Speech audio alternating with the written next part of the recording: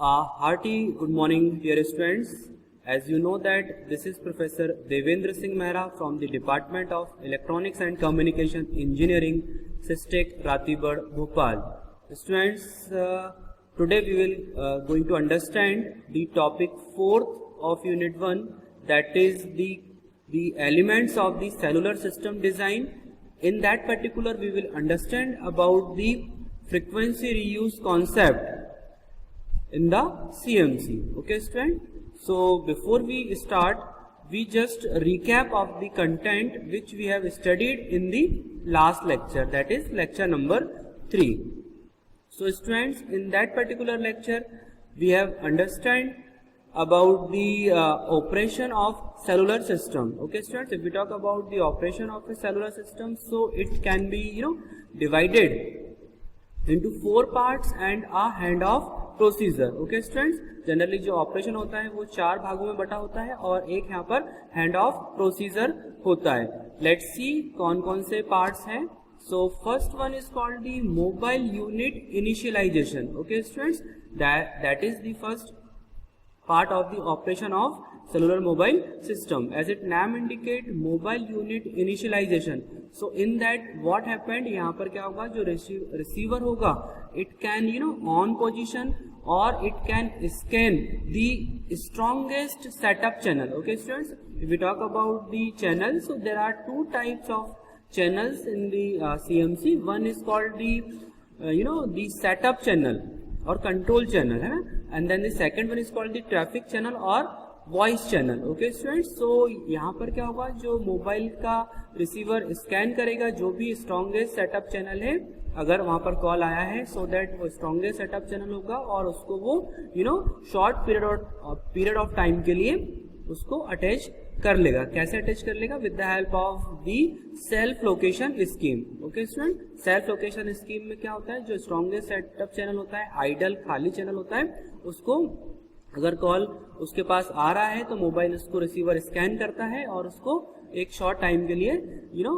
उसको log on कर लेता है और वो जो कम्युनिकेशन स्टार्ट हो जाता है यहाँ से आपका मोबाइल यूनिट से पर्टिकुलर बेस स्टेशन और सेल साइट. बेसिकली जो बेस स्टेशन है वो यहाँ से MTSO से कनेक्शन स्टेब्लिश कर देता है आपके मोबाइल यूनिट का. So in that particular first point में क्या होगा, यहाँ पर मोबाइल यूनिट जो करेगा कॉल को रिसीव करने के लिए इनिशियलाइजेशन स्टार्ट करेगा.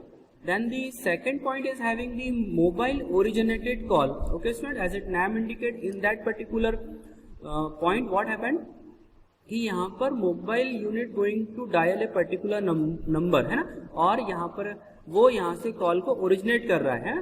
सपोज उसने कोई नंबर डायल किया है, so that the automatic setup channel going to setup channel between the mobile to the particular cell site. और कहाँ पे लगाया हुआ है सेल साइट, फिर उसको MTSO में सेंड करेगा, देन MTSO उसको पर्टिकुलर मोबाइल यूजर के पास भेज देगा उसका पर्टिकुलर कॉल के लिए डायरेक्शन.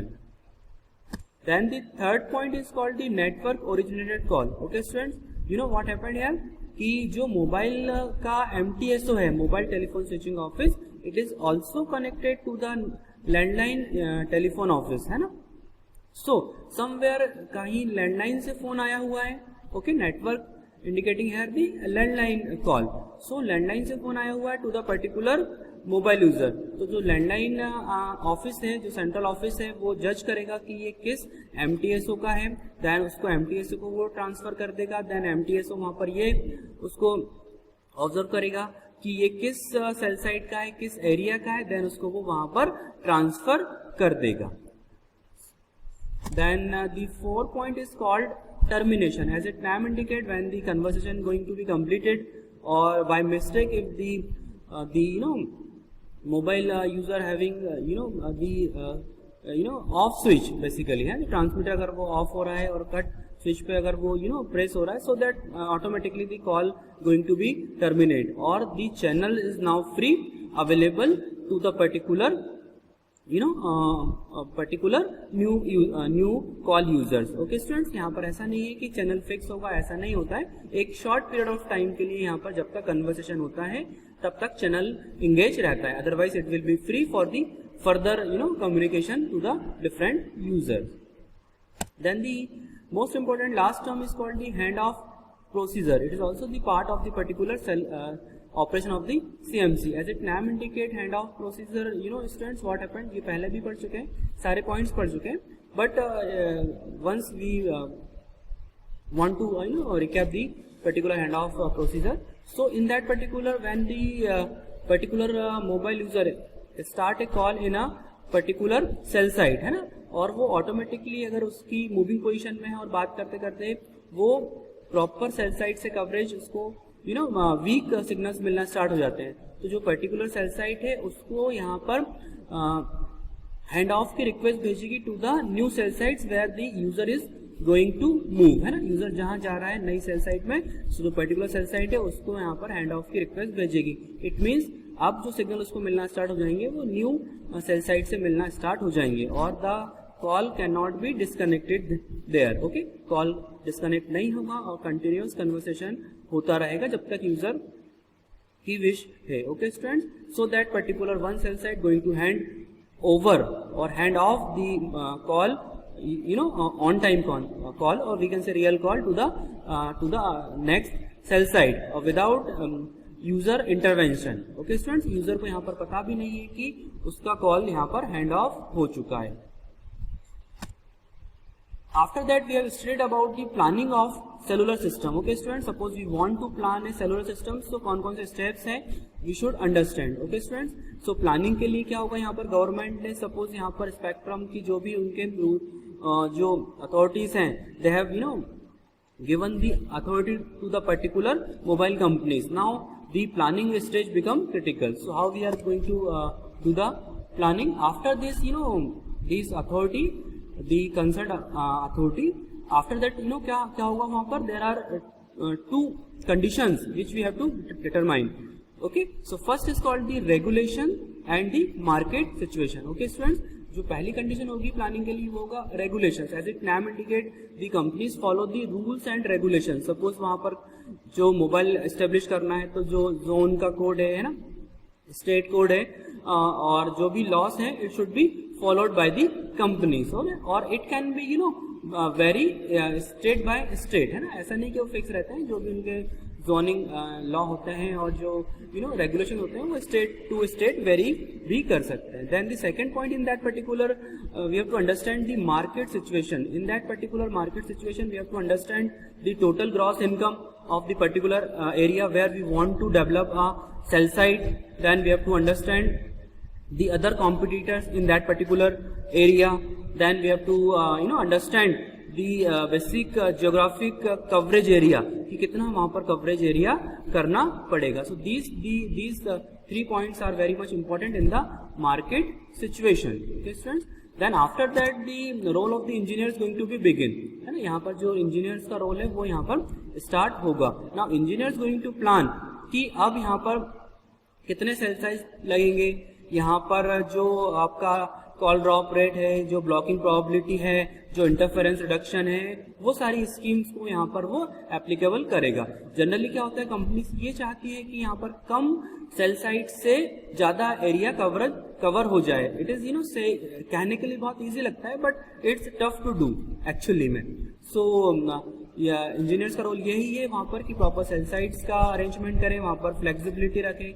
सपोज अगर मोर नंबर ऑफ सब्सक्राइबर वहां पर आ रहे हैं तो system should be flexible, it should be less blocking probability, it's having the less interference, है ना. So this all about the last lecture we have studied in the last class. Okay student, now let's move to the today's lecture. That today we will understand topic 4 of unit 1. So these are the outlines of today's lecture. So today we are going to understand the elements of cellular radio system design.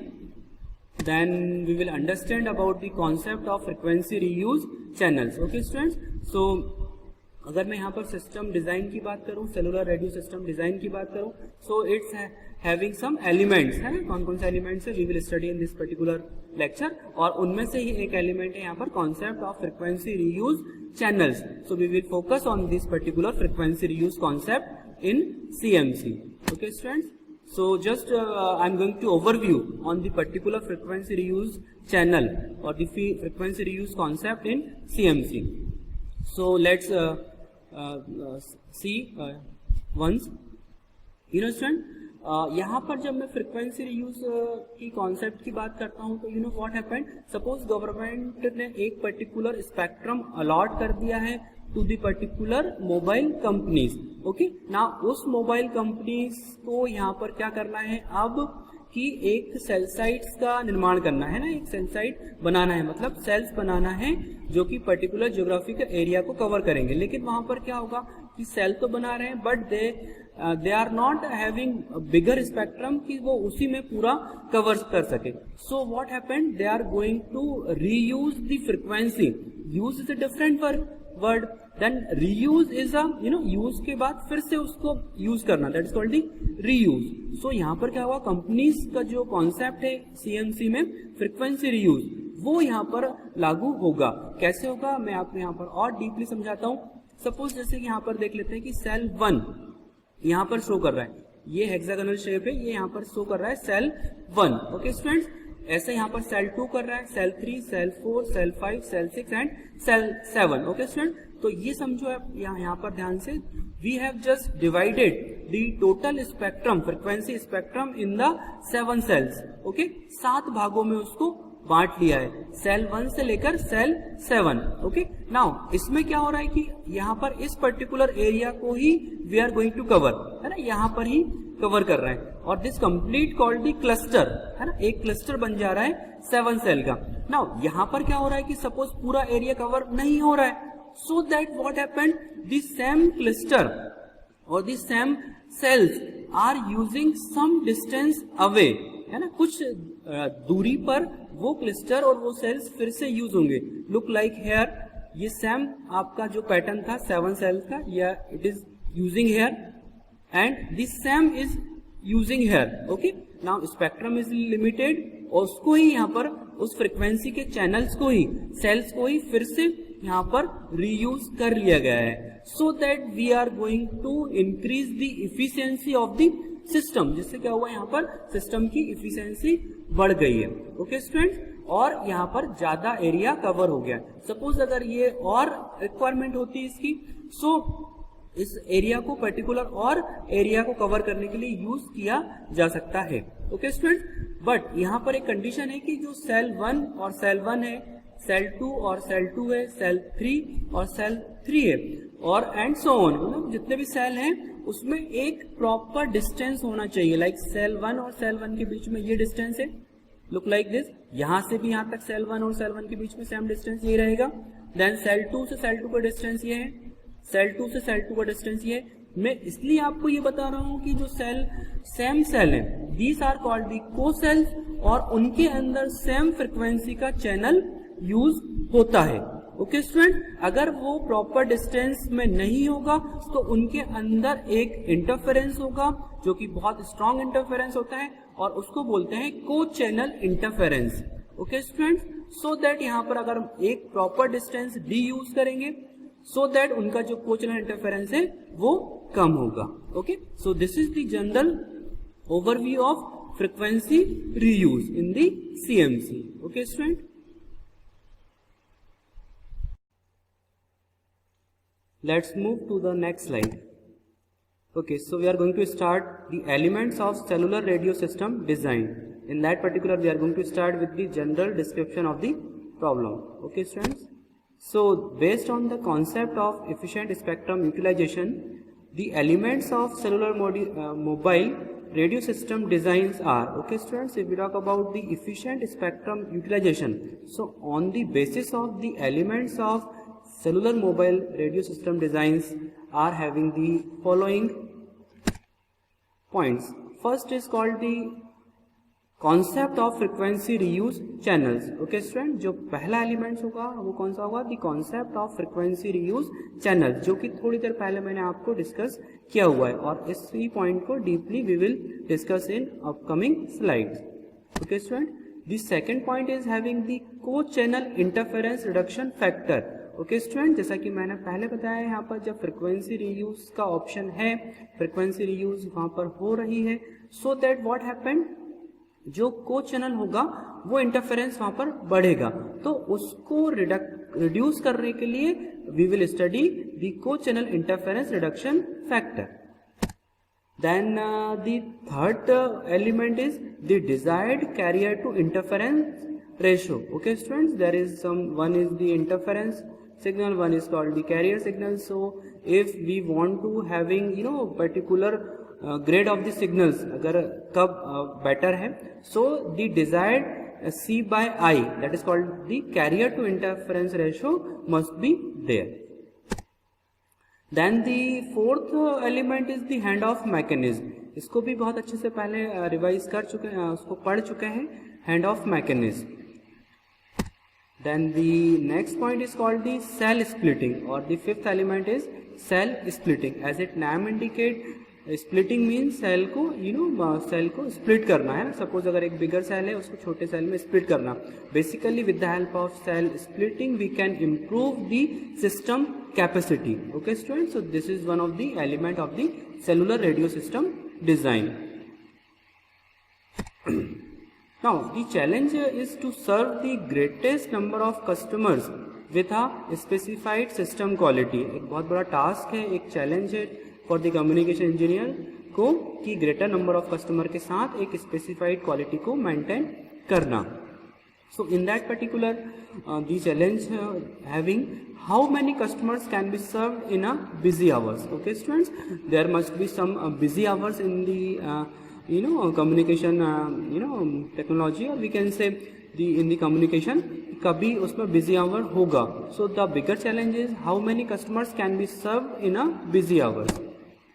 Then the second challenge is we can say how many subscribers can be take into the system. Okay students, यहाँ पर कितने number of subscribers होंगे वो यहाँ पर एक challenge है कि उसको कैसे यहाँ पर अगर सपोज सब्सक्राइबर बढ़ रहे हैं, so the system should be flexible कि और वहाँ पर सब्सक्राइबर को वो एब्जॉर्ब कर सके. बट इट्स कहने में बहुत ईजी है, but it's typical job for the communication engineer.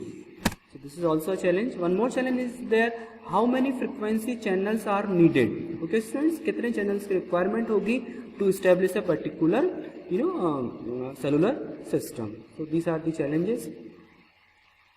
So we are going to start here the concept of frequency reuse channels. Okay students, frequency reuse क्या होता है थोड़ी देर पहले अपन ने अच्छे से पढ़ा. अब और इसको डीपली यहाँ पर डिटेल्स पे we will study with the help of some theory portion. Okay student, so the frequency reuse is a technique which is most useful in cellular and mobile communications. It improves the capacity and spectral efficiency. Okay student, as I told you, if we talk about the frequency reuse concept, so it is very much useful in the CMC field. Basically it's going to be improve the capacity and the spectral efficiency of the system. Okay students, ये क्या करता है यहाँ पर system की capacity को improve करता है और उसकी जो इफिशियंसी है स्पेक्ट्रम की उसको भी वो उसमें इम्प्रूवमेंट लाता है ना. हाउ, कैसे, वो अपन ने पहले देख चुके हैं और we will study in the upcoming theory portion. So cellular radio system rely on an intelligent allocation and reuse of channels throughout a coverage region. Okay students, if we talk about the cellular radio system design, so it is an already an intelligent allocation system. In that particular जो allocation होगा frequency के channels का, it can be used in an intelligent manner so that all the coverage area should be covered. Then each cellular base station is allocated a group of radio channels to be used within a small geographical area called a cell. Okay students, जैसा कि मैंने पहले बताया, cell मतलब क्या हुआ, एक particular geographical area होगा जो एक पर्टिकुलर नंबर ऑफ फ्रिक्वेंसी के चैनल्स को वो ऑक्यूपाइड करेगा या यूज करेगा. It having a particular base station or cell site. So base station is in adjacent cells are assigned channel groups which contain completely different channels than neighboring cells. Okay student, जैसा कि थोड़ी देर पहले अपन ने एक cluster देखा था, उसमें क्या होता था, सेल 1 है, सेल 2 है, सेल 3 है, लाइक 7 पैटर्न में बांटा हुआ है. तो जो नेबरिंग के सेल होंगे they are operating with the different frequency channel, so that there is no any kind of strong interference there. So concept of frequency reuse channels continue. The base station antennas are designed to achieve the desired coverage within the particular cell. Okay student, जो base station antennas होता है उनको ऐसा design किया जाता है कि they should cover all the areas in a particular cell. The design process of selecting and allocating channel groups for all the cellular base stations with a system is called frequency reuse और frequency planning. Okay student, यहाँ पर क्या होगा, जो channels allocate किए हैं या जो चैनल्स बनाए हैं to the particular base station in a geographical area, they are allocating with the help of frequency planning and the frequency reuse concept. The frequency reuse allows for a dramatical increase in the number of customers that can be served capacity within a geographic area. That is, it increases the number of simultaneous calls on a limited amount of radio spectrum which leads to bandwidth saving. Okay students, यहाँ पर जो frequency जो reuse है वो इतना बढ़िया manner में allow करता है to use the same frequency channel to a particular distance d away, so that the bandwidth spectrum of the particular जो spectrum होगा उसको भी वो efficiently तरीके से manner में उसको use कर सके. So with the help of this particular diagram we can more understand the concept of the frequency reuse channels. Okay, this figure showing the particular cells having the reuse factor 4. Okay students, यहाँ पर क्या होता है, एक factor होता है जिसको बोलते हैं सेल का पैटर्न, और रियूज फैक्टर भी बोल सकते हैं उसको. सो सेल का pattern that is denoted by the K, और somewhere it is denoted by the N. K होगा से डिनोट करेंगे या एन से करेंगे. यहाँ पर जैसे के की वैल्यू मैं बोलूँ कि 4 है ना, या एन की वैल्यू 4 है, मतलब ये सेल का 4 का पैटर्न यूज कर रहा है इन this particular diagram. Okay, look like 1 2 3 and 4. So 1 cluster बन गया. दिस पर्टिकुलर पूरे स्पेक्ट्रम को 4 सेल्स में डिवाइड किया है और एक क्लस्टर बना हुआ है. Now this cluster is repeatedly use जब तक कि पूरा ज्योग्राफिकल एरिया कवर नहीं हो जाता है ना. जैसे कि यहाँ पर पूरा एक क्लस्टर है 1 2 3 4 का, फिर 1 2 3 4 यहाँ पर सेम क्लस्टर यूज किया हुआ है, फिर 1 2 3 3 4 सेम क्लस्टर यहाँ भी यूज किया हुआ है, so that they can cover the more area. Now the thing is that they are having the different channels in the this particular cells. Okay, जैसे कि एक में मैं सेल 1 में बात करूंगा तो यहाँ पर डिफरेंट फ्रिक्वेंसी के चैनल्स होंगे, 2 में डिफरेंट होंगे, 3 में डिफरेंट होंगे एंड 4 में डिफरेंट होंगे. ओके स्टूडेंट्स, बट यहाँ पर फिर 1 2 3 है तो इसमें जो वो 1 वाले होंगे वहां पर 1 के ही चैनल्स यूज होंगे. सो दैट एक प्रॉपर डिस्टेंस है 1 के बीच में, एक प्रॉपर डिस्टेंस है 2 और 2 के बीच में, एक प्रॉपर डिस्टेंस है 3 और 3 के बीच में, और एक प्रॉपर डिस्टेंस है 4 और 4 के बीच में. सो दैट अगर एक प्रॉपर डिस्टेंस हो तो इनके अंदर क्या होगा, इंटरफेरेंस नहीं होगा या कम होगा, और अगर होता है उस इंटरफेरेंस को बोलते हैं यहाँ पर को channel interference. Okay, this diagram is showing the reuse factor denoted by the 4, मतलब ये 4 का रीयूज फैक्टर है. Okay, now on the other hand this diagram having the reuse factor of 7, it means यहाँ पर 7 सेल का pattern है. यहाँ पर क्या हुआ है कि जो पर्टिकुलर स्पेक्ट्रम है उसको 7 सेल्स में डिवाइड किया हुआ है. Okay, you can see here. Okay, in from this particular diagram 1 2 3 4 5 6 and 7 cells. Okay, but the complete area यहाँ पर कवर नहीं हो रहा है, so that they are using the particular cluster some distance away, है ना. यहाँ भी ये पूरा सेल यूज हो रहा है 1 2 3 4 है ना, 5 6 7, और यहाँ पर भी फिर ये यूज हो रहा है. तो अब इसमें सपोज इतना ही एरिया कवर कर रहा है ये, लेकिन अगर यहाँ पर मैं इसको यूज करूंगा तो इतना और एरिया कवर हो जाएगा, देन यहाँ यूज करूंगा तो इतना एरिया और कवर हो जाएगा. सो सिंपल जो यहाँ पर concept of frequency reuse channel का है वो यही होता है कि कम स्पेक्ट्रम में more area going to be cover, so that यहाँ पर जो कवरेज है इट शुड बी इम्प्रूव और the efficiency of the spectrum is also increase with the help of concept of frequency reuse channel. Okay student, so यहाँ भी आप देखेंगे same 1 और 1 के बीच में एक प्रॉपर डिस्टेंस है, 1 और 1 के बीच में एक प्रॉपर डिस्टेंस है. ऐसे ही यहाँ पर 2 और 2 के बीच में है, मतलब सेल 2 और सेल 2 के बीच में है. Okay, and so on. So this is particular reuse factor is 7 here, मतलब सेल 7 सेल का पैटर्न है यहाँ पर, जो K और N की वैल्यू है वो 7 है और यहाँ पर 4 थी। Okay students, let's move to the next slide. Now, if we talk about the concept of frequency reuse channel, so we should once understand the funda of frequency reuse distance, है ना। जैसे कि पहले मैंने बताया यहाँ पर कि जो एक प्रॉपर, अगर मैं सेम चैनल को यूज कर रहा हूँ फ्रीक्वेंसी का, तो it should having the frequency reuse distance. Okay students, कैसे होगा वो देखते हैं।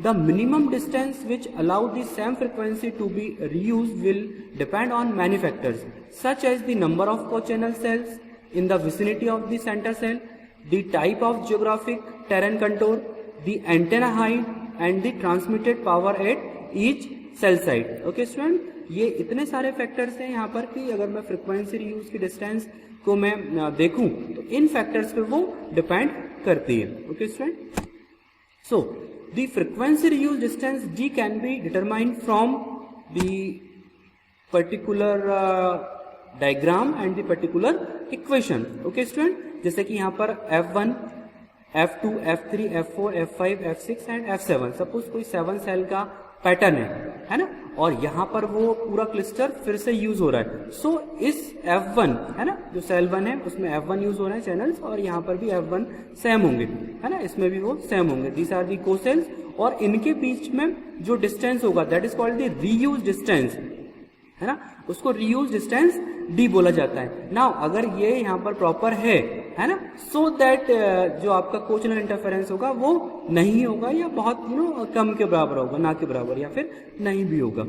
ओके, इसकी रेडियस क्या है यहाँ पर सेल की, just assume R। Okay, so for the hexagonal cells the reuse distance is given by the formula. मैं यहाँ पर बात कर रहा हूँ रीयूज डिस्टेंस की। अगर मैं यहाँ पर सेल 1 और सेल 1 फिर से यूज कर रहा हूँ, सो उसके बीच में कितना डिस्टेंस होना चाहिए। Okay students, so try to understand, D is the under root 3n multiply by R. Okay, this is the formula of the reuse distance. इतनी डिस्टेंस पे मैं यहाँ पर सेल्स को रिपीटेडली यूज कर सकता हूँ। Now where R is the cell radius and N is the reuse pattern, the cluster size or the number of cells per cluster. Okay student, यहाँ पर मैंने जैसे बताया N होगा या K होगा, है ना, कहीं बुक में इसको N से शो करते हैं क्लस्टर को, सेल साइज जो रहता है अपना पैटर्न जो रहता है, और कहीं K से शो करते हैं। So don't be confuse. So यहाँ पर क्या है, अगर यहाँ पर 7 सेल पैटर्न होगा तो इसकी वैल्यू कितनी होगी, यहाँ पर 7 होगी N की, और R जो रेडियस होगी वो वैल्यू होगी। सो दैट यहाँ पर एक न्यूमेरिक वैल्यू निकाल लेंगे D की इन द किलोमीटर, और we can use the same cell in this particular distance. Okay students, the reuse factor is given by, है ना, D अपॉन R को मैं नीचे ले जाऊंगा यहाँ पर। So D upon R that is equal to under root 3n, है ना, that is called the reuse factor and it is given by the small q, है ना, small q equal to D upon R that is equal to under root 3n। This is the reuse factor in the CMC। Okay student, so इतनी D distance पे same frequency का channel यहाँ पर use हो सकता है, और उसके अंदर कोचनल इंटरफेरेंस होगा वो कम होगा या नहीं होगा। Let's move to the next slide. So the reuse ratio that is equal to Q is given by D upon R that is equal to Q equal to under root 3n। Okay student, where we know that D equal to distance between the centres of the cells, है ना, जो centre of the cell से लेकर जो आपका cocells है उसका distance D, then R is the radius of the cell, Q is reuse ratio, N is cluster size. Okay students, so with the help of one example we can easily understand the reuse use of the reuse factor, and with the help of this we can find out the minimum distance D between the two co-cells. Okay students, so suppose in that particular example if n equal to 7 cell pattern, suppose n की value 7 है and r equal to 5 kilometre, r की value कितनी है यहाँ पर, radius कितनी है 5 kilometre. So d equal to, we know the formula, d equal to under root 3n multiply by r. So in this particular equation we are going to put the value of the n, that is reuse factor, and the radius r. So n is here 7 and r equal to 5. So when we solve this particular equation, we will get the value of the d equal to 22.91 kilometer. Okay student, so we can say the minimum distance at which the same frequency can be reused is approximately 4.6 times r. Okay student, that is the the value of the 4.6 times of r, है ना. Okay, r is the 5, so if we multiply the 4.6 in this particular r 5 से, so we will get the 22.91, which is in this case 22.91 kilometre. Okay students, अगर यहाँ पर 7 cell का pattern है और radius 5 है तो 22.91 किलोमीटर पे उस सेल्स को फिर से यूज कर सकते हैं. So this was the example of the frequency of reuse channels. So what is frequency reuse channel? Now we are going to conclude this. So after allotting the available total bandwidth among a set of cells, the same frequency band will be used in another set of cells. Okay students, जैसा कि मैंने पहले बोला कि यहाँ पर एक particular bandwidth को allot कर दिया गया है to particular cell. So एक distance d पर this particular cells is going to be used, फिर से उसको यूज कर सकते हैं. So this is the concept of the frequency reuse.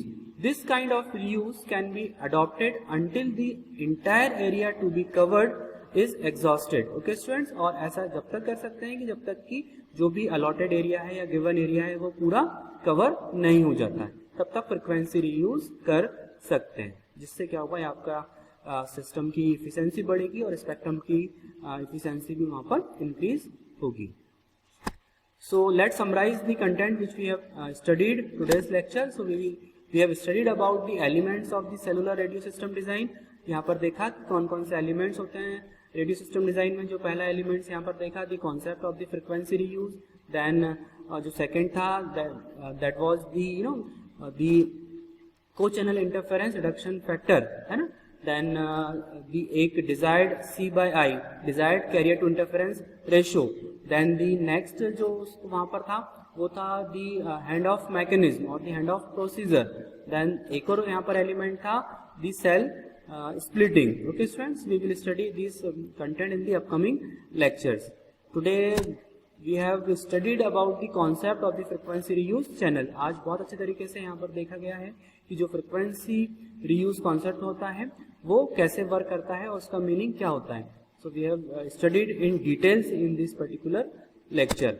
So once more we are going to revise this frequency reuse channel with the help of this diagram. You can see here this one cell 1 is using here, cell 1 is using here, and then cell 1 is using here, then cell 2 here, then cell 2 here, and so on. So we are having the cluster of the 7 cell, है ना. 7 cell का pattern है और इस particular cluster को repeatedly use कर सकते हैं जब तक कि ये कंप्लीट एरिया यहाँ पर कवर नहीं हो जाता. जो भी गिवन एरिया है, अलॉटेड एरिया है, वो पूरा कवर नहीं हो जाता है, तब तक यहाँ पर फ्रीक्वेंसी रीयूज चैनल्स को यूज कर सकते हैं. बट यहाँ पर एक डिस्टेंस डी होना चाहिए, जो यहाँ पर ड्राइव अपन ने कर चुके हैं कि इतनी डिस्टेंस पे वो फिर से यूज हो सकता है विदाउट हैविंग एनी को channel interference.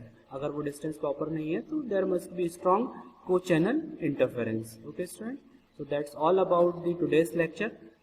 In the upcoming lecture we will study about the co-channel reduction factor, है ना. जो co-channel interference है उसका reduction factor है, उसको हम we will study in details in the upcoming lecture. Okay students, so till then thank you and have a nice day.